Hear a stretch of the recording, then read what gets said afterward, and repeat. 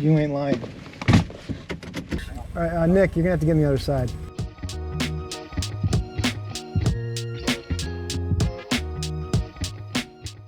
All right, Nick, you know what we got planned for today? We're gonna cruise around and talk about some community updates on some new developments in the city of Dearborn as it relates to traffic safety.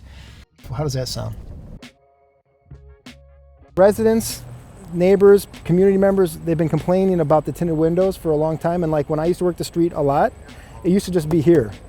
But for some reason now everyone's gotten comfortable, they're tinting their windshields. And I wouldn't even want to drive at night like that.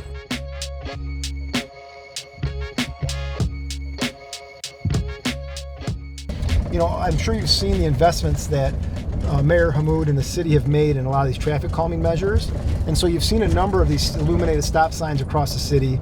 And you know what I'm going to do here in a little bit, Nick? I'm going to sit here on Morley just west of Brady, and we're going to see if anybody runs these new stop signs. I'm hoping they don't, but we'll test it out. So what's the theory with the light up stop signs? Okay, so it's beyond a theory. The data shows that these illuminated stop signs grabs people's attention better, and that a greater frequency of people stop for these. So, you know, the city has made an investment in a number of devices to help slow vehicles down and improve traffic safety.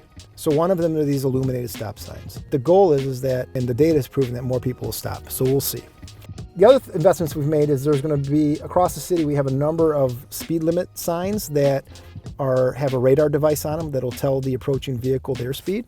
And then in the spring, there's been a huge investment in speed humps. And so you'll see those all across the cities. We're going to start in areas adjacent to parks and schools, but where the data shows that we have vehicles at speed, we'll also put them there. But we pilot tested some of them last year, and we took speed measurement data before and after installation, and they were proven to slow vehicles down. So I'm excited about that. This is just a small drop in the bucket for an overall comprehensive program, but these are all positive developments towards improving traffic safety, because that was a number one complaint when Mayor Hammoud took over, and so did I.